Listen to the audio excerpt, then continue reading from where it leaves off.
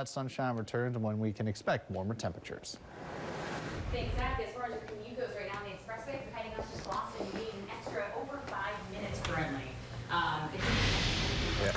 Sorry, Megan, your mic's not working. We'll get back to your traffic report in just a minute. This was a problem on the roads overnight. A Rhode Island State Trooper in his cruiser involved in a crash. The video shows the aftermath after he was apparently rear-ended. Everything's caught on camera these days, huh? NBC 10's Jared Pelletier is live in the